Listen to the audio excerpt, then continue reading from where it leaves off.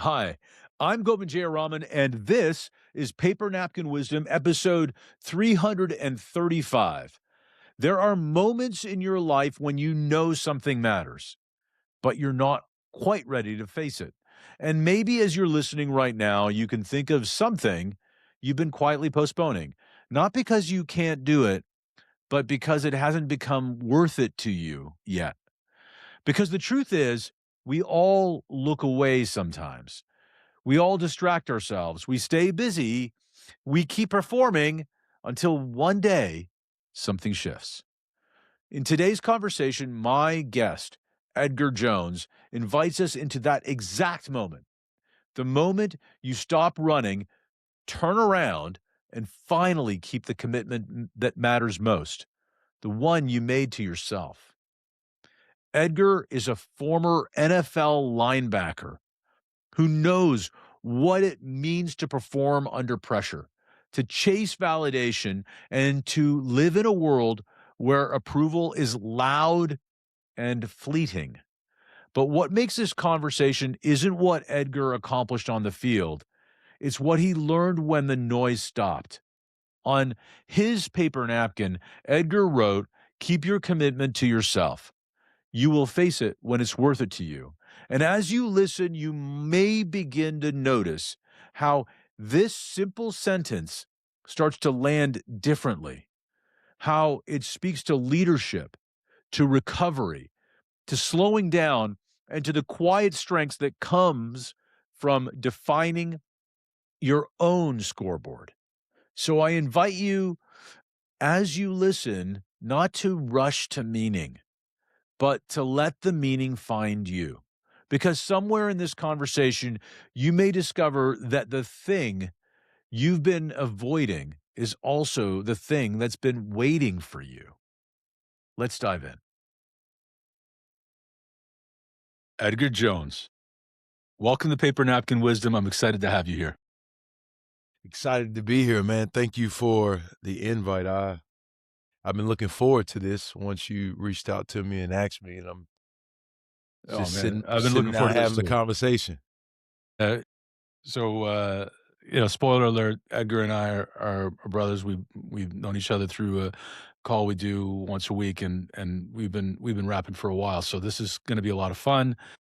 Edgar's got a lot of value to give, and you shared this wonderful napkin, which is really consistent with you, from what I know of you. And it says, "Keep your commitment to yourself. You will face it when it's worth it to you." Why did you share that with me? Well, I'll start with you will face it when it's worth it to you. I'm big on movies. One of my favorite movies is King Arthur by Guy Ritchie. And if you know the story of King Arthur, basically his uncle end up killing his dad, and King Arthur ends up running off, and now he's like on the run. So it gets to the point in the movie where King Arthur is getting ready to step back into his rightful position as king, and he just comes out of the Darklands. And the Darklands is the things that happened to him that he had to go look back on. And he's sitting by a river, and Mage, who's a wizard, walks up to King Arthur and says, "What did you see?" As in, she's asking him the question, what did he see when he was in the Darklands? And he gives her a bunch of mumble jumble. He ain't giving her no accurate answers. And here's what she says: "We all look away. Even I've looked away. But you will face it when it's worth it to you. You will face it when it's worth it to you." That resonated so much for me because January the 10th will be 4 years since I've been sober from alcohol. And I remember when I started on that journey, I was doing it for so many other people, for the family, for the wife, for the kids. Nothing wrong with that. However, the focus was solely doing it for them. And when you're solely doing it for someone else, what can happen, in my view, in my opinion, is you can end up putting expectations on people because you're expecting them to say good job. You're expecting them to say, hey, I'm proud of you. And sometimes we're going to fall short. We're human. And when people didn't do that and say, Edgar, great job, I'm proud of you, then I would go back to whatever it is and whatever it was that I was doing. So I realized on this journey of sobriety, and now it's been really the journey of anything else I do, I have to do it because I want to do it. I want to change because I just want to be better for myself. And with that, I've learned that if if my confidence is based off applauses, then what happens when it gets solid? Well, I mean, that's a double meaning for you too, right? Yeah, yeah. Because So I had to learn how to say, Edgar, great job. And then if someone else gave it to me, and said it, man, it was just a bonus. And I appreciated it as well. So realizing you will face it when it's worth it to you, me facing the battle with alcohol, I faced it because it was worth it to me. Like I wanted to be better. I wanted to get better. yeah, it's really powerful, and actually, the double meaning is really important because people, if you're listening, Edgar, you have a past as a professional athlete. I mean, you've Hmm. traveled pretty rare air.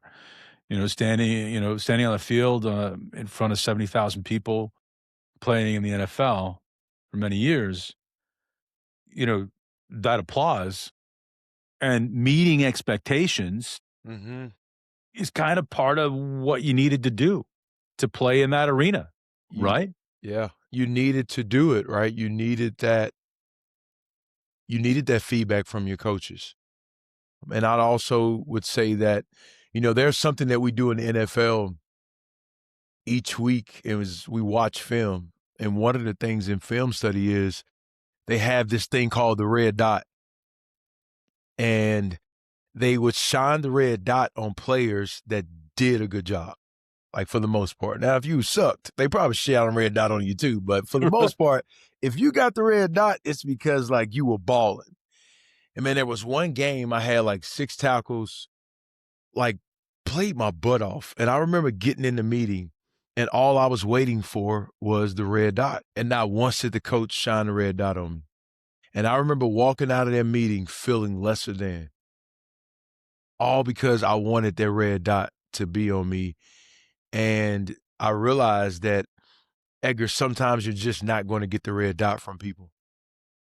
They're not going to notice it. They're not going to see it. And then actually, a lot of times it may not have nothing to do with you. It just may be with that person and what they have going on in their life. And now it's made me realize on, Edgar, where are you showing up in your life right now looking for the red dot out of someone? And That's what amazing. happens if you don't get that red dot? Right. So that's the thinking of the world I was in with sports, and peeling the layer of the onion back a little bit more to say, what does this really look like for you in your life? But it's one of the things that as a professional athlete, like you love that the 70,000 or the red dot or the coach is giving you a pat on the back and saying a good job. But that's another part of it, right?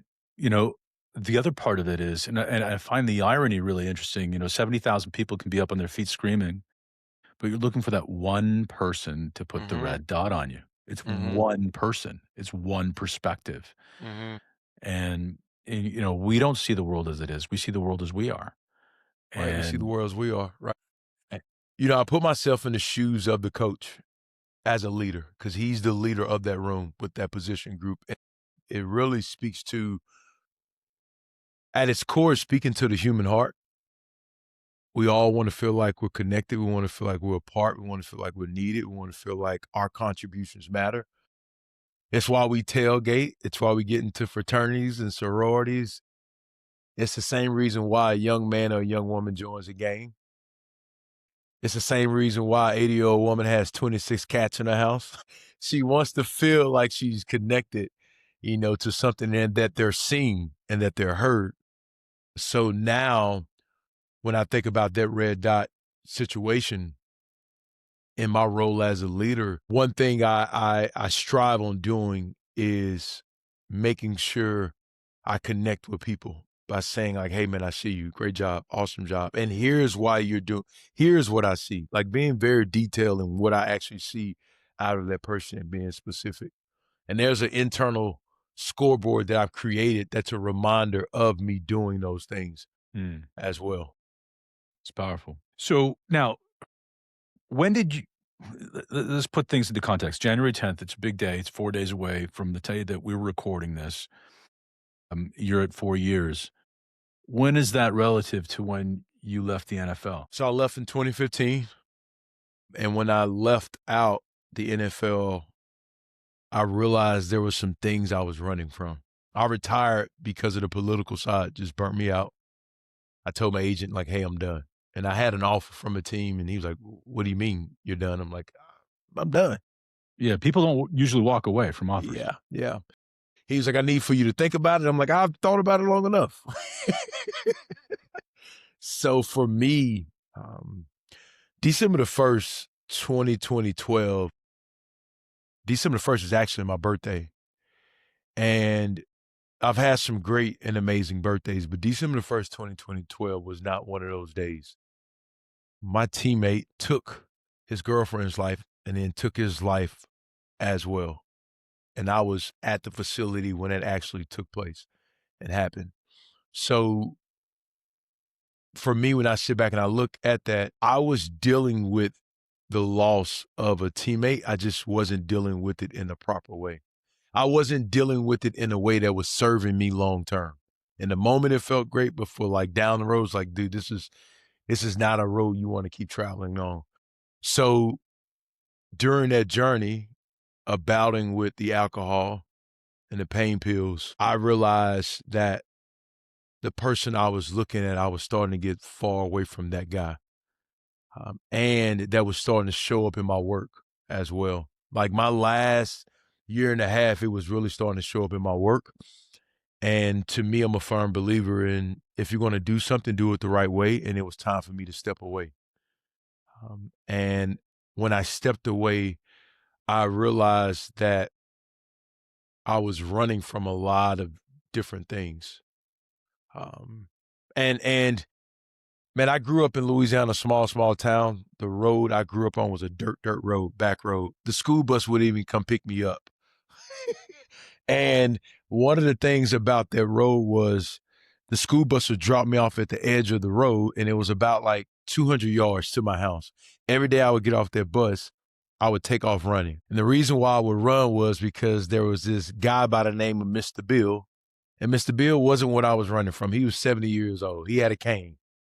But Mr. Bill had this dog, and it's Rockwaller. And this dog would chase me every single time. And I remember one day that I'm running from this dog, and I don't know if the dog had a Red Bull or coffee or what in his system, but he's after me. And in that moment, as I'm running and I'm breathing, I'm saying to myself, I'm not going to outbeat this dog. I'm not going to outrun it. And I remember stopping and turning around and screaming, and a dog literally looked at me crazy and took off running. And from that point in time, that dog barked, but he never chased me again. And for me, when I retired, I realized there were some dogs that had been chasing me that I need to turn around and face. This goes right back to your napkin, right to the heart of it, right, I Edgar? needed to face it.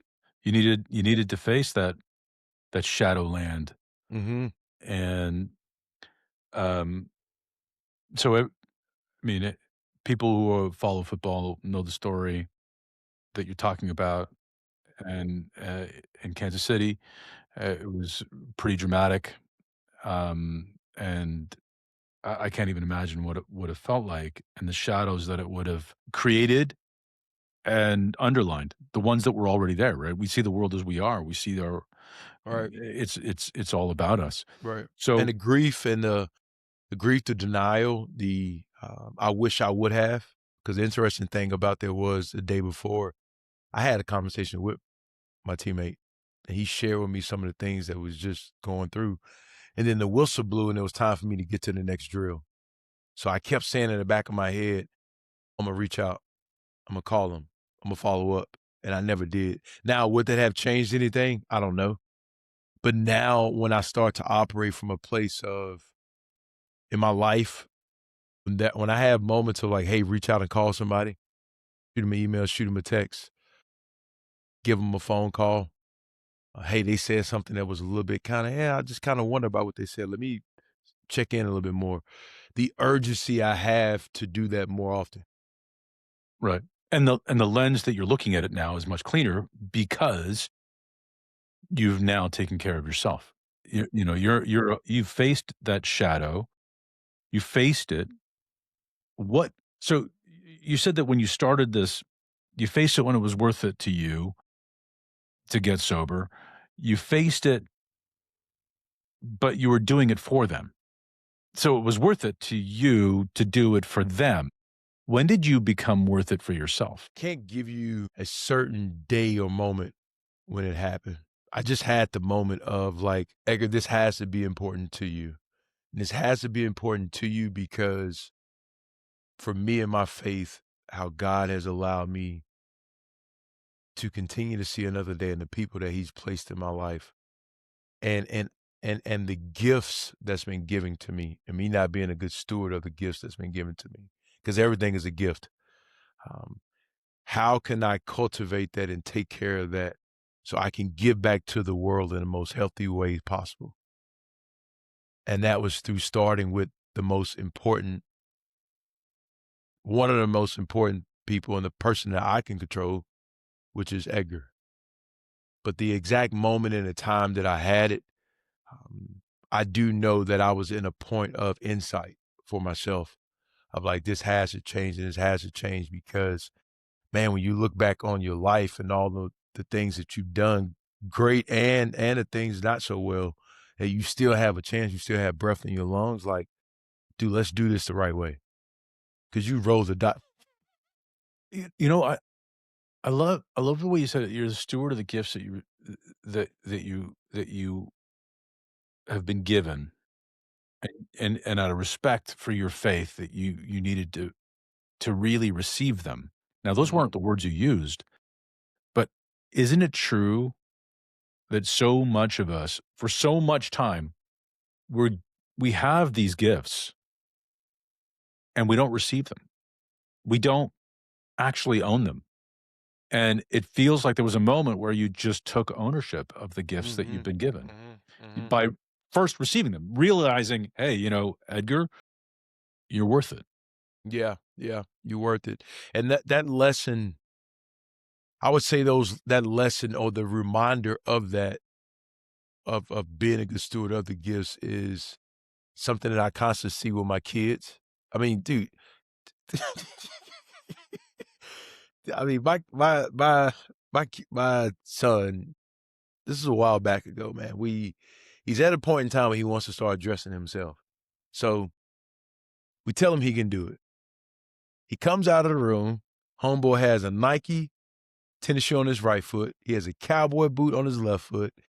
He has a Justin Jefferson jersey on. Then he has like a Raven Scully on. And then his shorts are like holes all in them. I don't know where he got these shorts from. And he walks out of the room with some sunglasses on and he puts his arms up and he says, ta-da! Like he didn't have a care of the world what we said. So these moments of my children reminded me, man, of like, have your ta-da moments of the things that's been given to you and what's placed inside of you, just show up saying, hey, here's who I am and here's what I have. And I would say, you said something really resonated with me. Those gifts that's been given to us or that thing that's been given to you as a kid, and I would say as a teenager, right, as you are in your youth of your age, like you tap into that a little bit. Like you know it, right? You use it, you act on it. And then along the line, someone says something to you that tries to throw you off.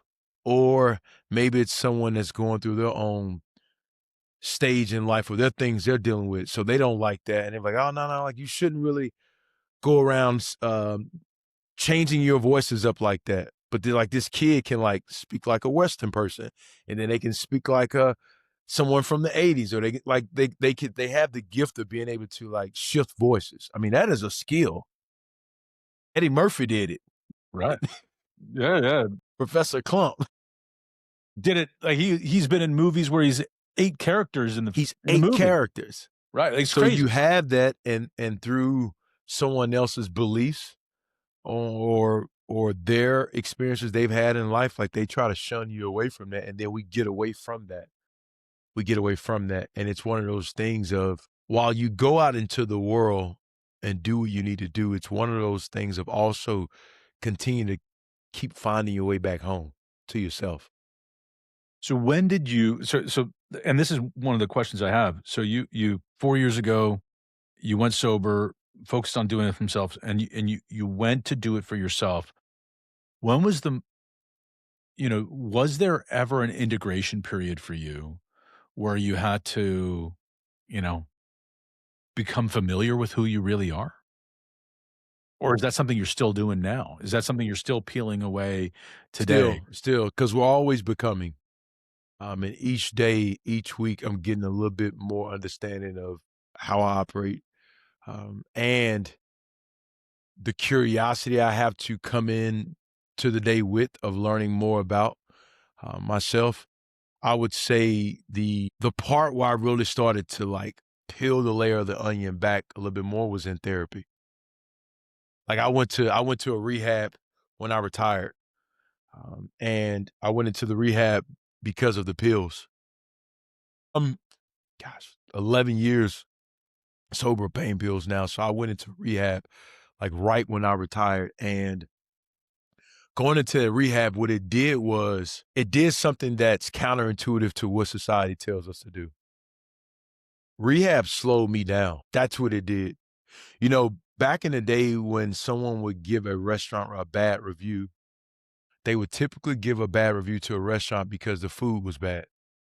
Like, hey, the salad was bad, the appetizer was horrible. One. But now individuals will give a bad review to a restaurant not because the food was bad, but the service was slow. So we've gotten to a point that we look at fast as good and slow as bad. And what rehab did for me, it literally slowed me down, but then it slowed me down enough that there was quality questions that were getting asked to me that it really slowed me down a little bit more to look at like these questions.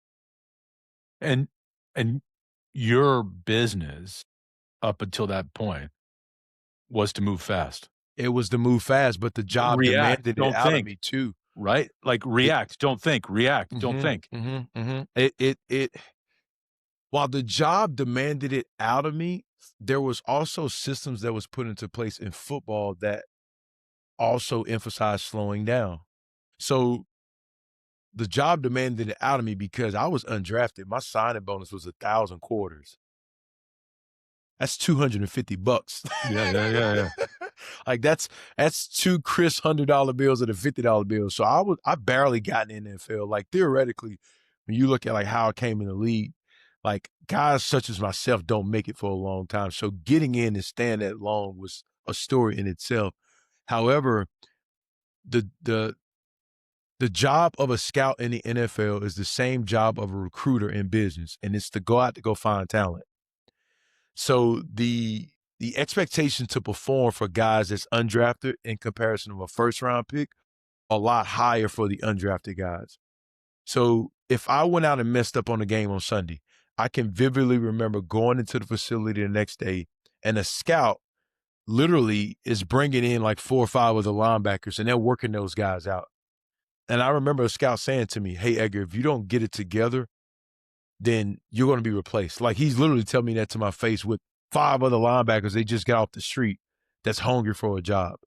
So that level of performing at a high level and what it demands out of you, like you're literally operating and have to operate from a place of perfection every single day for guys such as myself, which is not realistic. Because for an undrafted player, like for people not familiar with how the NFL works, if you're a drafted player, especially a high round draft pick, a lot of people have put their necks out saying that this person is good.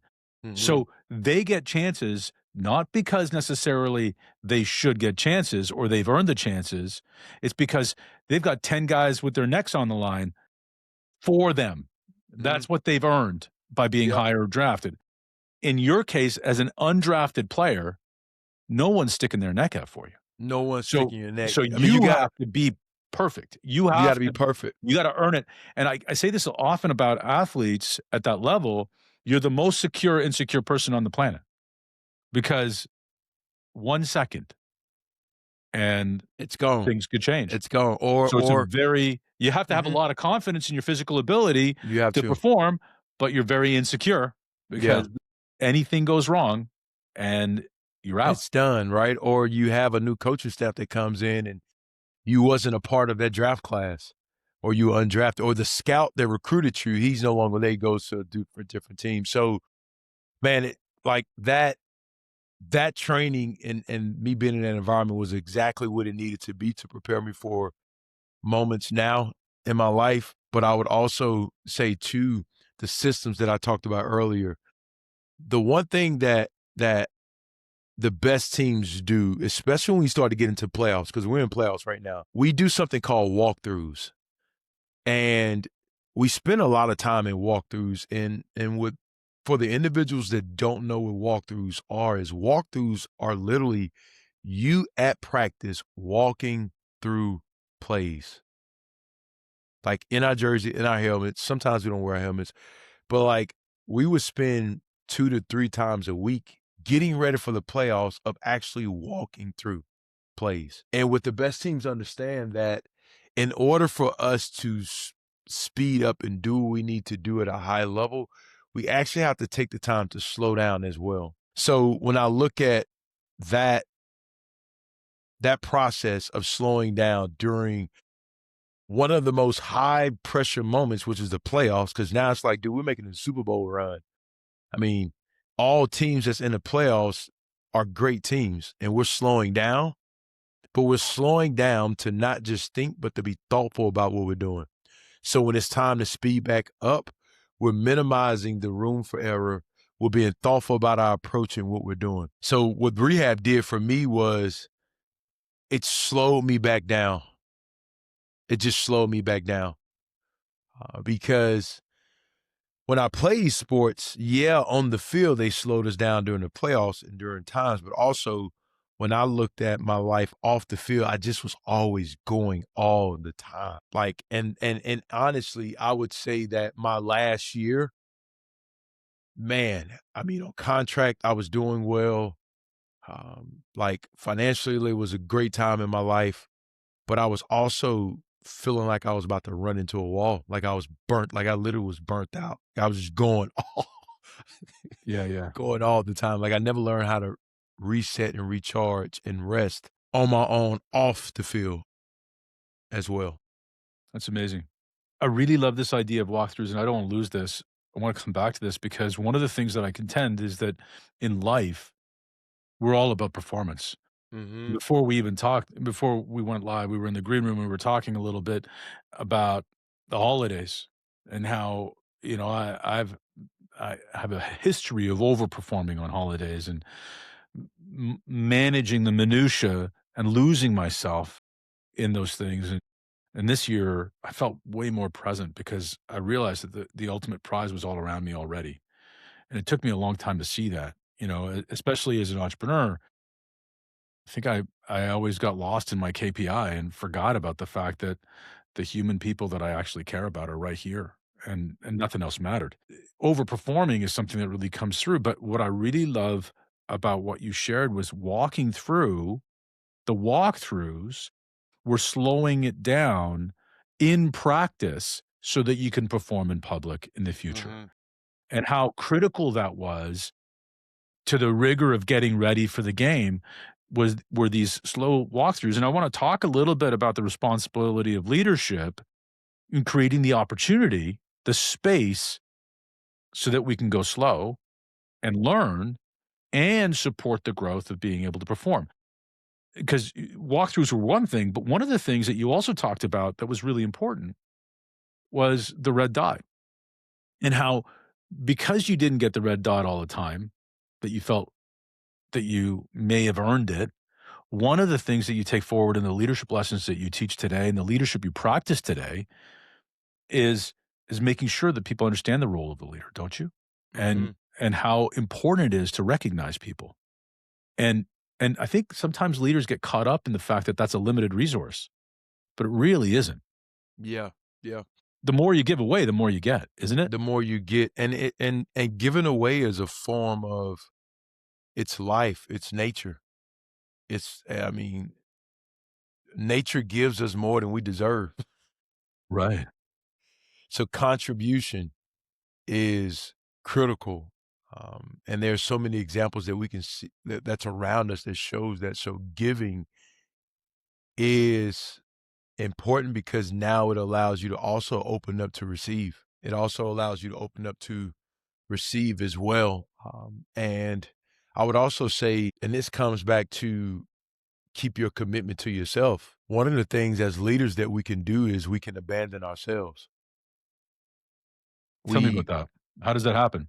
Yeah, we neglect ourselves. We forget to take care of ourselves, whether it's physically staying active, it's mentally learning how to take breaks. It's maybe I need to have a third party or coach in my life that can point things out that I just can't see. And we all got blind spots. So we get to a point that we have this heart to really serve our people and we care for our people. We care for our team. There are some leaders out there that I know, like, man, they go to bat for their people. And they do that so much, they neglect themselves. They neglect themselves, and what ends up happening is what we can teach our people is it's fine to neglect yourself as well. So, like, if my team is starting to see, like, "Hey, Edgar's intentional on slowing down. He's intentional on," let's say, like, every quarter or every 3 weeks, like, he takes time off, whatever that looks like. They see that, and some individuals can say, "You know what? Like, I probably need to start doing that for myself as well." And that is one of the dangers with high achievers. We are Ferraris with no brakes. Yeah, and we set the wrong example sometimes for our teams because we're going, going, going, We and gone. and people think that that's the right way to do it, and we're And, just that probably was something that worked. Your strength can be your kryptonite. Like, what worked well for you in one season or stage in your life, if not careful, that can be your kryptonite. So, that going mentality, like, maybe when you were just getting into your leadership role and you were trying to climb up the ranks, like, that was what was needed. That was what was needed. But now in this season of your life, is that going mentality always needed? And is that sustainable? And does that serve you? Those are the questions I actually ask myself. And I would ask, the person that's listening, and whatever you're doing right now, how is this serving you? Is that sustainable to continue to keep doing it that way? so role of leader is A, to provide that encouragement, right? The red dot that you talked about, but really be connected. You've talked about connection and contribution a lot. Mhm. And I have a great friend of mine, and he says, connection plus challenge equals change.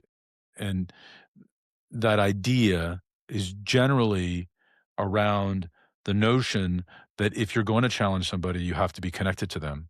Mhm. And being connected to them is, again, a slow thing. It's something to Mhm. slow things down. And I think a lot of leaders like to get right to the tape, right to the tail of the tape, right to the video and point things out. But connecting meaningfully with your team is really important before you do that. What are some ways that you found that leaders can slow themselves down to connect with their team before they begin? How they can slow themselves down to connect with their team. Yeah, before jumping into coaching opportunity. Come in with curiosity to open the floor up with just learning more about, let's say maybe there's a project or there's something that they're implementing into an organization and it's new. Before we dive into like what the plan is and what we're actually doing, like open the floor up to individuals to find out what are their thoughts about what we're operating and what we're doing. Whatever it is that we're laying out and rolling out. Asking them what would they like to share based off of the things that's came up. Really just inviting and opening the space up for people to share what they want to share. Now, they can choose to share or not. That's on them. And as a leader, we have to also take into consideration there may be some things we don't want to hear. But that's been a part of a healthy team. It's not always going to be peaches and cream. So I would say that opening the floor up with inviting different perspectives, inviting thoughts based off of whatever the discussion may be. So my coach used to do this thing called locker before the huddle. So anytime a change was happening on the team, anytime he wanted to implement something, a new play, a new strategy, a new system, he would do locker before the huddle. And what locker before the huddle was, he would send the ideal out to the team beforehand and everybody could share their thoughts. And then he would collect that and we would come back in as a team and have a discussion. Here's why that was important. One, sometimes in organizations, when you have like the person that's used to talking a lot in meetings, if they end up sharing in the meeting right away without inviting the team's thoughts, if that one person ends up sharing, typically people will just go with what that person said. Like, oh, Edgar said it, so everybody else is going to kind of go with, oh, yeah, that's cool. Yeah, I like what Edgar said. Number two is people can feel afraid or feel like what they're about to share is possibly stupid or it doesn't make sense. So what's the point of me sharing it? Or three, due to time that we have in a meeting or just a lot of things we got to cover, people's message can get missed. So what he would do at times, especially if he was really wanting to invite a different perspectives, was he would just send that question or the thought out to the team before the meeting and just collect people's perspective and what they had to share. So now he's really like taking into consideration of what the team has to share. Doesn't mean something's always going to get done. It doesn't mean that we're going to go with that. But I'm letting you know that A, I hear what you're saying, and then two, if there is something that's being shared that has my interest, that I'm going to say to that person that shared it, hey, either we're going to come back and discuss this down the road, but you have to come back and discuss it. You have to do that. Or B is, hey, right now, I don't think this is the proper time to do that, and here's why. But I'm giving you follow-up on, like, what was talked about, not just let me collect it, and then I don't say anything. Yeah, yeah, collect it and What? throw it in the garbage. And that's one of the things that's really important. Another thing that I want I think this relates to this point. Keep your commitment to yourself. So if you're gonna ask for feedback, you have to use it. How often do you think that leaders need to remind themselves of the commitment? Because I think a lot of times we lose our way because we forget what we want. We forget what we've committed to. We forget even the implied promises that we've made along. Mhm. Isn't that true? Yeah, yeah. So is the question more so how as leaders do we remind ourselves of the commitment we kept to ourselves? Yeah. How do you do it, Edgar? How do Yeah. you do it now? How So do you I have remind yourself something of that commitment? yeah, I got something called 5 C's. It's my internal scoreboard. I realized that for myself, I don't need to be on the scoreboard of like 0 to a 10. Like, well, what is a 6 for me? So it's like it either needs to be a 0 or 1. Did it or did it not happen? Yes or no? Because in sports, like that's how. Like Edgar, did you make the tackle? Yes or no? Oh, yeah, I made it. No, you missed it. Okay, why did you miss it? Let's talk about that. So I have the 5 C's, and this comes back to what we talked about with connecting. When you look at nature, there's 3 things that's happening on a continuous basis. Nature's always creating. It's connection, the connection piece, the rivers, the streams, like everything is connected, the root system, the trees. And then the other one is to be able to contribute. And I added 2 C's to that. The other one is to contemplate, and the fifth one is to compete. So every day, I ask myself those 5 questions. Did we create today? And what creating looks like for me is to be able to create solutions to problems based off the talents and the gifts that's been given to me. Did I create through like coming up with a new playbook to better help leaders? Did I create by coming up with new content that I can now put out on LinkedIn and leaders and managers can take it and they can apply it based off problems that they see in their day to day? So did we Mhm. create? Did we take time to connect? Did I send a message? Did I send an email? Did I pick up the phone and call someone? Did I connect with the neighbor? Did I connect with the team member to let them know, hey man, thinking about you. I appreciate how you're showing up these past couple months. Here's why I appreciate you. So connect. Did I contribute to something that's bigger than me? So to me, this is the acts of service. Maybe I'm contributing by volunteering once a week or every month. Maybe I'm contributing by giving my time to a dear friend and helping out. Maybe I'm contributing by giving resources to a nonprofit. Did I contribute? Did I contribute to something that's bigger than me? The fourth one is to compete physically, just taking care of yourself. Did I compete by going for a walk, 30-minute walk? Did I compete by going to the gym to go work out? And then contemplate is to take time to sit and get still. Contemplate to sit down and take time to get still. So for me, back to your question, to keep your commitments to yourself, like those are like my commitments. Like, hey, Edgar, did we do the 5 C's today? Okay, you didn't do 2 of them. Why is that? You didn't you didn't compete today because um, you just felt like it was better to sleep in with the family on Saturday and relax a little bit. That's fine. I can deal with that one. Right. That's okay. But Right. being able to have a scoreboard of these questions we could ask ourselves for me, and that's what it's been. And I love this other piece that you said real quickly, and I don't want to lose it, which was that it's a done, not done question. It's Mhm. yes or no. Did I do this or did I not do this? And I think it's also really important that each of these words, creating, connection, contributing, contemplating, and competing, each one of them had a definition that went along with it. I think a lot of times we have these scoreboard items or values items or list items that we don't define really well. And you've really been careful to define each one of these things so that you can have a clear yes or a no. Mhm. And it doesn't sound like you're beating yourself up when there's a no. You're curious. You're Yeah. using that Yeah. come in with curiosity, which is that leadership approach that you even talked about, Walker before huddle, which is, hey, why? Why did that happen? Mhm. What's Mhm. behind it? And Yeah. I think that's also really important. Yeah. We have to define things.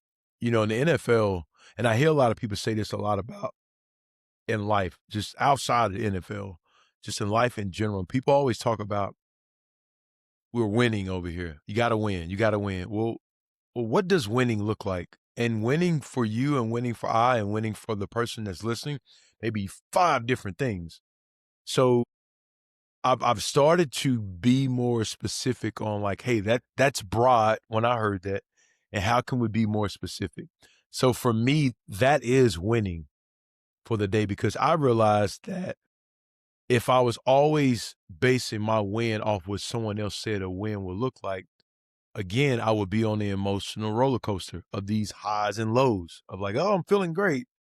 But now, like, I don't know. Like in the moment, I felt good, but I don't really know if that was a win for me. So the 5 C's are my wins for today. Like that's a win for me, and that's worked well for me because for quite some time I never defined that, and I want to be very clear with that. Like for a while, even when I retired, like I never defined like what winning looked like for me off the field. Mhm. So now, because I've created this scoreboard, it's when I go into my day or at the end of the day, it's like, Edgar, did we win in these things? And all those things include family, they include business, they include friends, they include my health, like my temple. Like our body's been given to us for a reason, and it's our job to take care of it as much as I possibly can. Spiritually for me as well, contemplate. Like my journey through that is vital for me. It's been a pivotal part of my life. Like it encompasses all aspects of life. So, um, this year, well, not this year, late last year, you released the High Performance Reset, which is a great journaling guide. It was very similar to Paper Napkin Wisdom, your 5-step guide to life and business success, in the sense that you've got a number of journaling prompts and um, and you've organized it in a beautiful 7-step guide. One of the things that I noticed that comes up is you've got this 3-3-3 Mhm. as part of it, and it really hits me as to where some of this comes from now that see your internal scoreboard around the 5 C's. That your 3-3-3 are gratitude, blessings, and vision 3 times, what are the 3 things that you're grateful for right now? Who are 3 people you're sending love, prayers, or energy to? And what are 3 goals or outcomes you're visualizing is already done? Take a moment to feel each one. Don't just list them, see them. Feel your body shift when you think that of that moment that you're grateful for. And, this is a very powerful tool because it really helps you visualize, see, and be what you're grateful for, the people around you, and what you're going for. What changed for you when you started to do this in your life? The gratitude aspect of it, of really being grateful for the moments and the people, and realizing that there's so many things around us that we can be grateful for. So as I peel the layer of the onion back a little bit more with the gratitude of just seeing myself being in the moment, seeing myself with the family, seeing myself with a great friend, seeing myself have that difficult conversation and it actually happened, and me being grateful for how I showed up and how that person showed up and how they responded changed rather it changed this what it changed for me is rather than getting to the moment, I create the moment. Rather than getting to like that thing that I see as done in my business, or I see that difficult conversation happening 2 weeks from now. I know I need to have that difficult conversation, but I see myself getting prepared for the difficult conversation. I see myself calming myself down as I start to get nervous about the conversation. I see myself preparing, like I'm creating that moment right now. So when I get there, like it's just the cherry on the top, as I would call it. Because I would say that in the past for me, before I got to the moment, I never created the moment. So when I got to the moment, I really didn't appreciate the moment as much as I wanted to. So I kept chasing, but realizing like I need to create this right now by what I visualize, what I say, how I feel. Like, what do you feel like when you are doing that thing? Like, what's some of you feel yourself being happy? Do you feel yourself smiling? Do you see yourself like calling your great friend and telling them about it? Like creating that environment for myself. Yeah, and I love that you've paid that forward and taken that forward because, obviously you talked about December 1st, 2012 and how much that impacted you. Hmm. And I love how you've been paying forward that moment, that reach out, that connection, that contribution, that moment to create the space to contemplate that and to give that in every moment. And I can feel that. And I love this idea that you're giving people tools to walk through life and not just walk through a play, Hmm. and Hmm. perform one And drill. yeah, and I want to speak to journaling briefly. I've been journaling the last like 12 years. When I was playing ball, I journal, and when I got out of ball, in therapy, that was something that was recommended to me quite a bit. And one of the things that I ran into with writing in the earlier stages was when I just opened up a notebook and it was blank. I didn't know what I wanted to write. I'm like, well, what do you write? And throughout this past couple of years, I started to create prompts that would guide me on the days that if I did not know what I wanted to write about. And I'm a firm believer, and it's in my opinion that when you've discovered things that's been helpful for you, that it's helped you in your life, that it that it's we have to share it with the world. Now, sharing it with the world can be a friend, sharing it with the world can be a neighbor, sharing it with the world can be maybe you want to post it on social media, but there's someone that's waiting for something for you to share that could be very, very helpful for them. So for me, being a speaker and going on stage, yes, I design my messages and I have my keynotes and it's great. But what else am I giving to people that's an extension of what I speak and I talk about? That I've lived it out though. Like I know that journal. And the interesting thing about it is I have my own personal journal and I'm working through that reset right now. And it's still bringing things up for me. I think I just finished up prompt number 3, day number 3 the other day. So I'm working through it right now. And before I gave it to the world, like when I got that, I worked through it on my own because I wanted to see like how did it feel? What would come about? Is this something I really am ready to pass out and give to the world. So, there's something that each person that's listening to this podcast right now has navigated through, and they've been through it. You've been through it, which to go through something, if you've been through it, is past tense, which means it's happened. And with that being the case, it's important that we share and give it to someone that it could be helpful for them in their lives. Yeah. Whether I that's I love that, and I so appreciate you, and it reminds me, and this is the point, I think, if it was up to you and me, we would keep on going for hours, um, but this reminds me right now of a napkin we received 11 years ago from a great friend of the show. His name was John Rulin, and he shared, "What you appreciate appreciates." And what he meant by that is when you appreciate someone or appreciate something, it goes up in value, not just for you, but for the world. Mhm. And and he turned that napkin and philosophy into a company called Giftology. He spread his message of appreciation and gratitude around the world, and he was suddenly taken from us all too early. He passed away suddenly about a year ago, just over a year ago, and ever since, we've been paying forward his message of appreciation by asking every guest to share some gratitude about somebody they appreciate. Give a shout out to somebody. So who would you like to shout out today, Edgar? my wife. My wife, she to love someone even when they do things that you would say, I don't know if I even wanna love this person right now, to choose to love them when they make things difficult. My wife did that, and she continues to do that. And I remember, like, one of the questions I would ask her is, like, "Why do you care so much? Like, why do you love me?" And she would always respond with saying that, "Edgar, I see so much in you." And in that moment, like, it just didn't make sense. I'm like, "What?" I mean, yeah, I get it, you see so much in me, but why? For her to choose to continue to support me and push me to become better for myself, when she did not have to. She just didn't have to.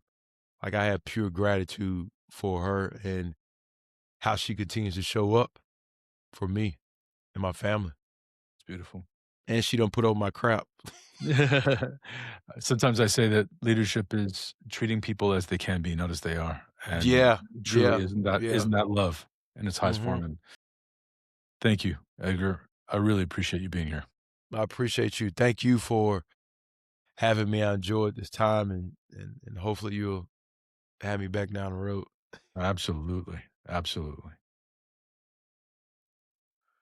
As we wrap up our conversation with Edgar Jones, you might notice there's a different kind of quiet inside you. Not an empty quiet, but the kind that comes from when something lands and asks to be lived. Edgar's napkin reminded us that we should keep our commitment to ourselves, that we will face it when it's worth it to us. Today, we heard about red dots and walkthroughs, Rottweilers and rehab, scoreboards and sobriety. And underneath it all was one simple invitation. When will you become worth it to you? Before we go, I want to give you 5 simple places to start that Edgar shared in our conversation. You don't have to take them all at once. Just notice which one is already tugging at you just a little bit. Stop outsourcing your commitment. Think of one change you've been making mostly for other people and maybe write that commitment in your own words as something you're doing for you. Let recognition be a bonus, not oxygen. The red dot feels good, but it can't be your identity. And at the end of today, think about naming one win to yourself out loud without posting it, sharing it, or looking for an applause. Schedule a walkthrough, not just a performance. Winning seasons are built on slow motion rehearsals. Block off one walkthrough in your calendar this week, 30 to 60 minutes to slow down. review, and think instead of rush and react. Turn around and face the dog.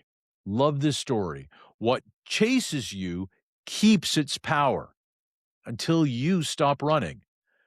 So write down one fear, habit, or conversation that you've been avoiding and take one tiny step toward it. Send a text, book a call, or ask for help. Define your scoreboard for today. Look, if you don't decide what winning looks like, someone else will. So create a simply decided upon or daily checklist of 3 to 5 things that matter most to you. Maybe your own version of Edgar's 5 C's. And if you've forgotten what those are, they'll be in the show notes. And at the end of the day, just ask, did I do it? Yes or no? You don't have to do any of this perfectly. You just have to begin. And if this episode stirred something in you, grab a napkin and capture the one line, the one moment, the one image, the one question that you don't want to forget and share it with someone who needs it. Or post it with everyone and use the hashtag Paper Napkin Wisdom. Because when we give away the wisdom we are living, we don't loosen it, we deepen it.